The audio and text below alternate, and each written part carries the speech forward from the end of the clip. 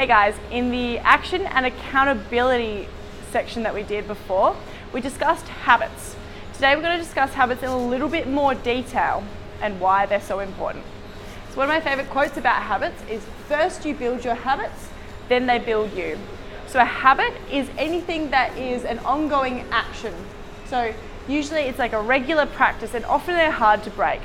Now habits can either make you or break you. They could be a consistent action that is serving you towards your higher purpose or your goal, or something that is continuously sabotaging you. You want to try and use habits that are going to get you towards where you want to be with minimal effort. So generally any ongoing action consistently will form a habit if it's done correctly. So I'll discuss in a little bit what actually creates a habit, but whatever you're doing every single day, you are either consciously building new habits or you are unconsciously sliding down into bad habits. So you want to try and keep them as good as possible. Now a habit makes every day a lot easier because there's a little section in your brain that stores little habit loops, which I'll discuss in a second. Now those habit loops keep you going on a daily basis no matter what's happening externally, so it can save your mental power for other activities like eating, surviving, other stuff.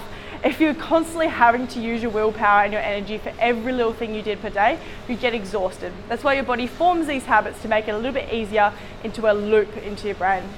Now, the loop that I'm talking about is this one here. So a habit loop goes from a trigger to a routine to a reward, and it loops around like that.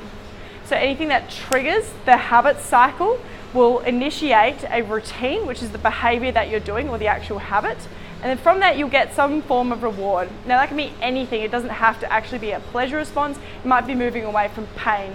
But generally, the habit will go into this format. A very classic example is on in the afternoon, if you're really tired. At 3:30 p.m., your brain says, oh, I'm exhausted. I want sugar. I want something to pep me up. So you're going to go over, grab a chocolate bar, and that's your routine. And then your reward is that you feel a little bit more energized from the sugar rush and you get that little sweet hit. So every time 3:30 p.m. hits, you're probably going to want that sweet treat.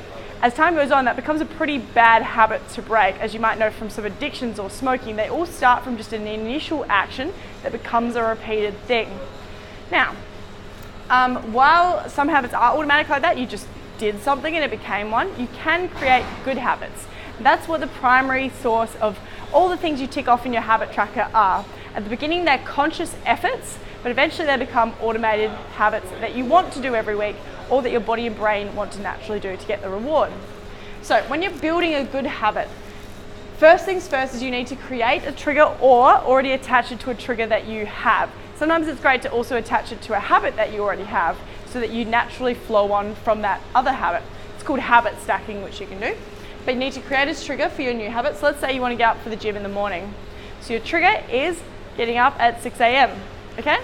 Then your routine, you have to input it consistently. So to begin with, that new routine might feel hard, it might feel against what your natural habits are, but if you do that consistently enough and you are aware of the reward, so why you're doing it, it will become a regular habit. So like I said, you can either create a trigger, so create a new habit, or attach it to an old habit or one that's already serving you. Now, breaking a bad habit is a little bit harder, but also very possible. First things first is you need to be aware of the trigger. So what is actually causing that habit to happen? Like you might be aware that you're craving sugar in the afternoon, or you might be aware that you constantly not go to bed on time, but what is the actual trigger of the habit? Then once you do that, you can actually supplement a new routine. So when that trigger comes around, so say 3:30 p.m., instead of having the chocolate bar, you might phase it down to something a bit healthier like an apple. So it's still going to give you a little bit of an energy rush, but it's not going to give you that humongous sugar surge. And over time, you might even start to slowly phase it out by gradually reducing that routine until it's just going for a little walk or getting up and having a stretch at your desk. But you can actually change a habit in that way. That's how people can sometimes phase out of bad addictions, by slowly supplementing it until it's not there anymore. Now you need to make sure that new routine has a similar reward to the old action, otherwise it's not going to give you the same benefit. If you're trying to sub it in with something that your body doesn't want and your brain doesn't want, you're not going to stick with it. So try and make it something that gives you a similar reward. And it doesn't have to be the actual physical stimulus, it can be the mental stimulus as well. Now, once you can break a bad habit, you can apply that across to most of the areas that are not serving you in your life and building good habits in their place. Now, when it comes to changing habits, try not to do too much at once because it's a lot of mental bandwidth to try and incorporate a new habit. Just try 1 or 2 a week for your nutrition or your training or your mindset. Just input it one, and then once that's a nice, effective, efficient habit, you can start moving on to another one. But it can be like juggling too many balls at once. You're probably going to drop them all. So try and keep it consistent, steady, and input. Hopefully that gives you a little bit more of an idea about habits, and I'll see you next time. Is that okay?